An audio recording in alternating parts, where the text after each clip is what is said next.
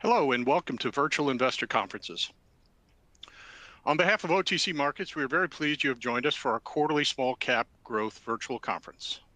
Our next presentation is from Reeds. Please note you may submit questions for the presenter in the box to the left of the slides.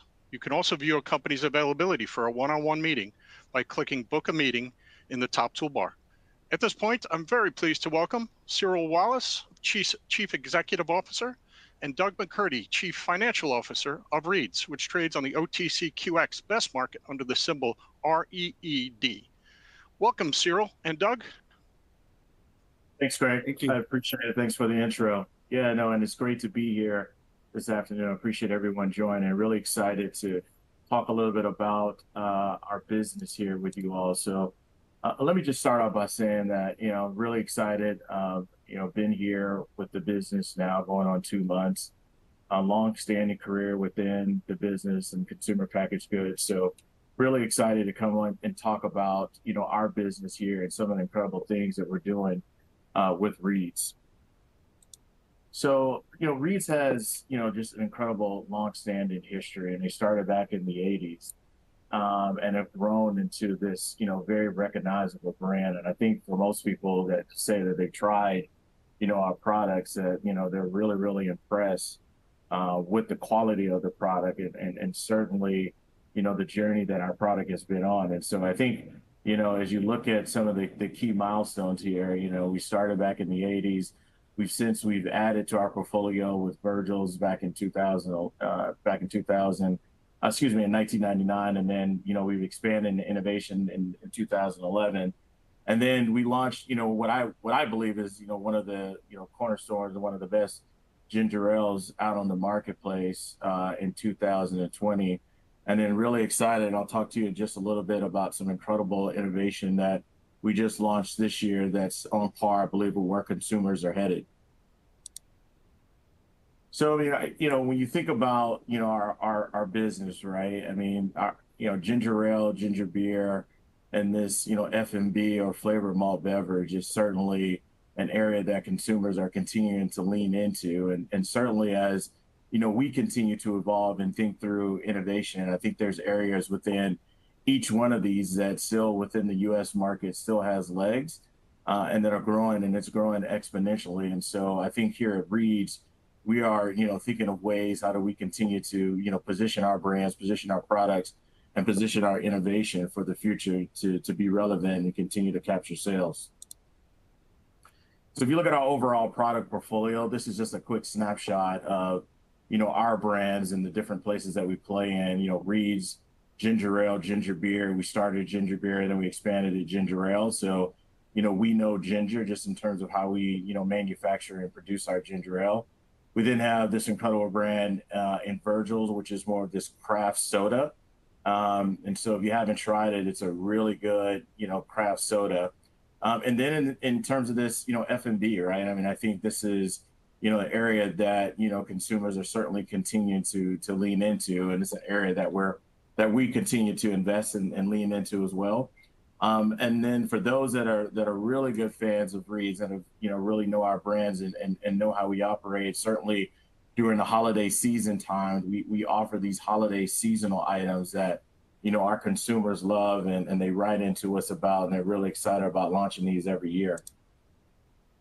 But if we think about ginger beer, right? I mean, this is obviously a fan favorite. It's what Reeds does extremely well. You can see the overall share in terms of, what we represent in the marketplace, but also the fact that ginger beer in traditional and non-traditional channels is still an area that continues to grow. And it's an area that, here within the U.S., we feel like we have an opportunity and a right to win and continue to expand in different channels in different places.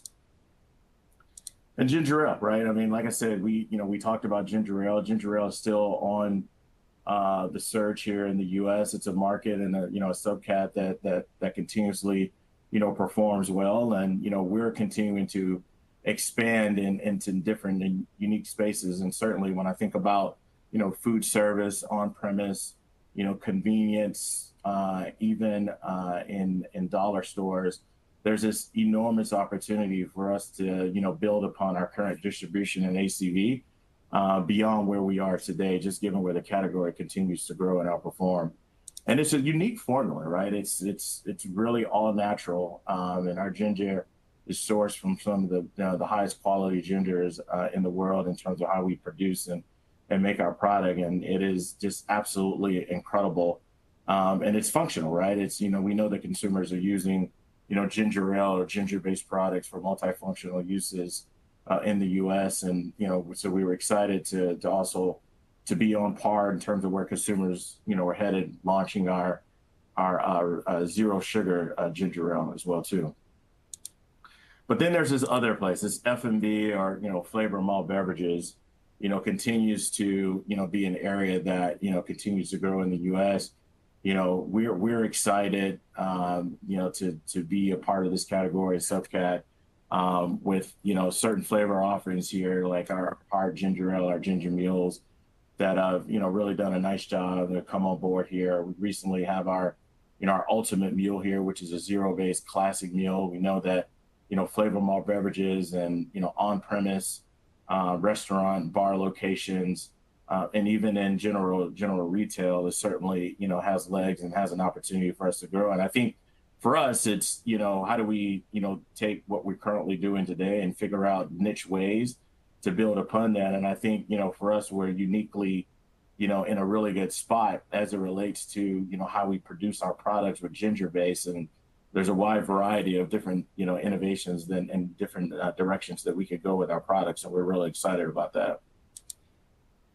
And then we have this incredible brand in terms of Virgil's, right? And we've recently expanded. We continue to expand and leverage our zero, as we know that consumers are really focused on healthy habits, zero sugar, zero base products. And so our portfolio and our can and our packaging is, I think, adequately positioned to continue to outperform and do extremely well. I'd say certainly we probably got an incredible opportunity to continue to place these items and others in different locations, but it's definitely a really great lineup of full sugar or cane sugar, and then also our zero base items as well too, and the different flavors that we offer. I think it's really incredible product. It's doing well. I think our sales team is focused on putting it in new places so consumers can enjoy it.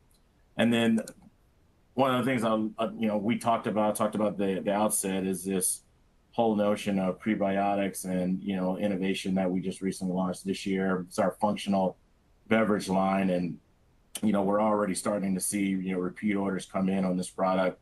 Consumers are really leaning into this functional use beverage, prebiotic beverage, right? And so I think for us, very similar to what I said as it relates to F&B, this is yet another area with ginger, where we do ginger really well, that really kind of makes sense and adds this functional use to to enjoy in carbonated soda in a different way. And so our 4 flavors here, and then there's a few other flavors that we're looking to launch as we head into 2026 that we're super excited about. So we'll continue to lean into this place and monitor it, but we're really excited about what our sales team has been able to do with this brand.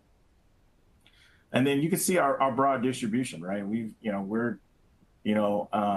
had some huge wins here, and our products are distributed in a lot of places, name brand retailers, large scale retailers across the U.S. And certainly within that 32,000 doors, we know here at Reed's that there's still more opportunity out there. There's still more channels that we have to get into. There's more consumers that are out there that we still have to bring underneath our umbrella, and we're just excited about the future and where we're headed with this product and our brand. So with that, I will turn it over to Doug to kind of walk you through a little bit of our performance. All right, thanks so much, Cyril. So let me just navigate through a few of the strategic initiatives that we've taken to strengthen the liquidity position.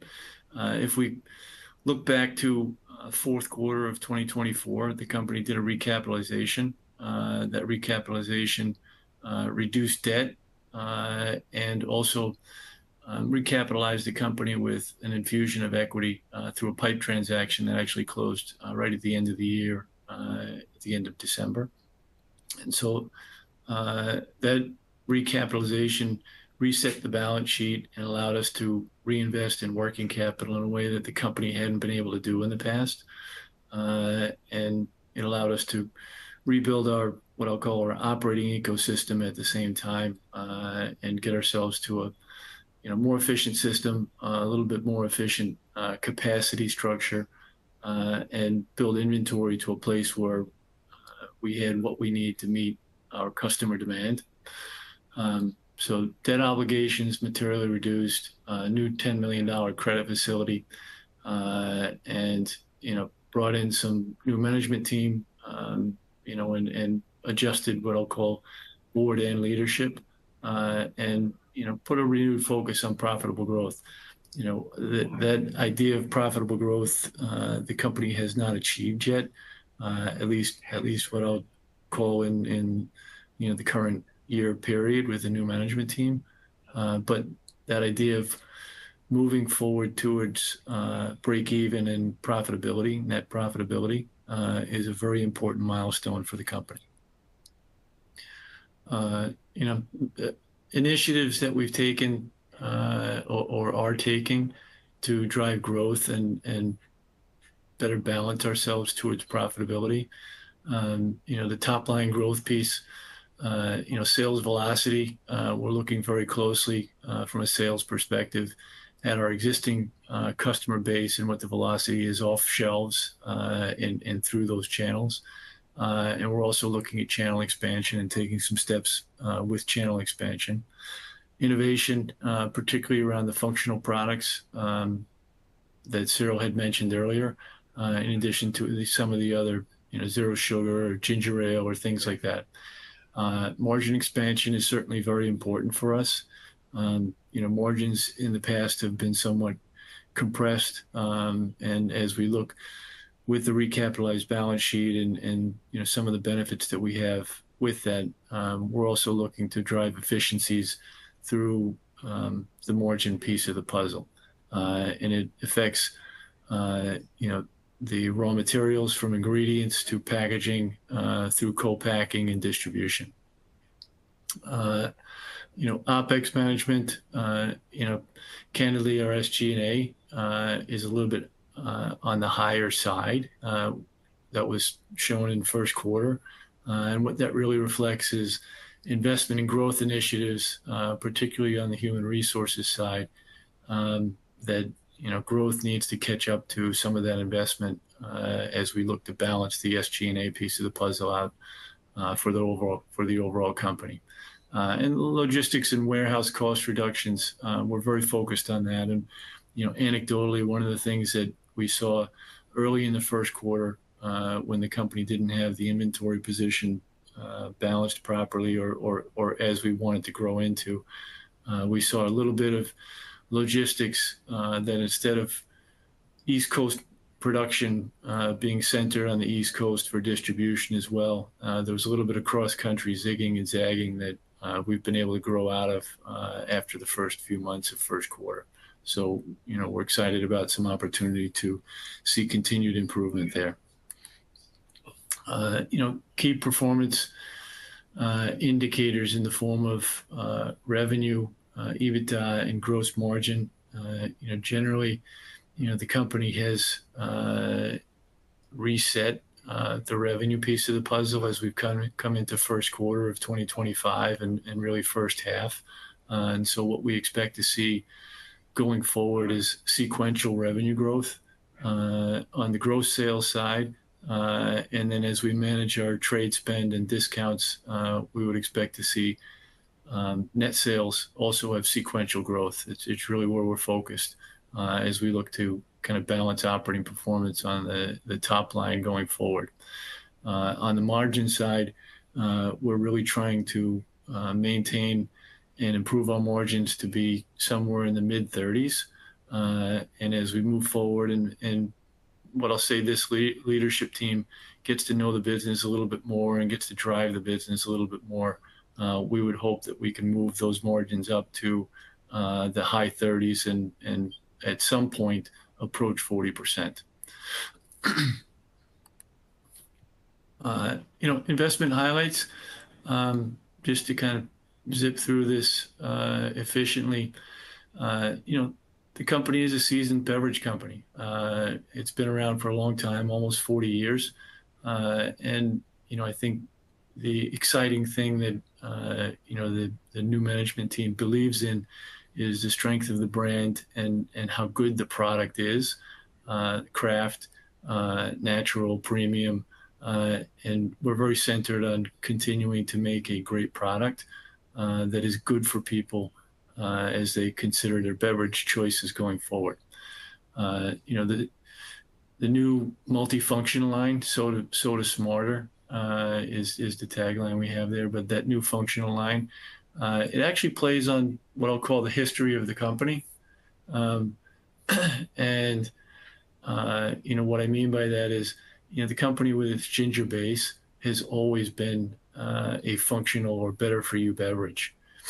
The channel partnerships, we've got a good base set. And as Cyril mentioned earlier, we're very much focused on growing out that channel set and growing out our customer base in the U.S. And as we continue to build in the U.S., we're also looking at select international markets from a strategic perspective. The newly appointed management team, we're excited about the opportunity. I think with that opportunity comes great responsibility to go out and actually execute and capture that opportunity. So we're focused on that. And the near-term catalysts, again, I think what we've been given by the board is a nice opportunity with the recapitalization and cleaned up balance sheet, a great brand, and an opportunity going forward. And we're really excited about the opportunity to capitalize and go execute on that. And at this point, I think we have time for the Q&A. So there's a couple of questions come in. There's a question around distribution wins on new products. I can tell you that, focus on multifunctionals has been the sales team's focus since we've launched.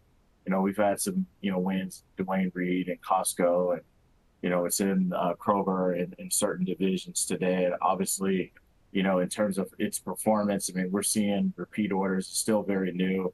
In a few weeks or so, we'll have, more of the IRI data to be able to tell us a little bit more and give us a peek in the window of how it's performing across the subcat. Ideally, though, you kind of get a sense from, what you're hearing directly from your sales team, which is direct feedback, what you're hearing from customers. And so far, it's all promising. So we're looking forward to, getting more distribution on our new functional line and seeing it in different places. And, I think as a part of that too, as well, I think there's certainly work that, we're going to do in terms of marketing the product and making sure that it's divisible to help drive some demand. And then there is a question on our distributors and different partners. Listen, what I would tell you is that, we are working to, build our business and do it the right way, and expanding into new channels and new places. And, obviously there's areas where we currently run and operate today. If you recall that one slide is in terms of customers that, we partner with across the country, with our core products, which, we can't lose focus on, right? In terms of how do we continue to build for the future. Our core business is going to play a big part in that. And even where we're running and operating today, we still have an opportunity to build distribution among our core products, and then certainly bring in, new channels, new places where we're not, where we don't run and operate today. As I spoke about that is going to, generate huge upside for us. So we are, really excited about, continuing to lean into these spaces, and we feel like we have a right to, given given our product and how viable they are within the category.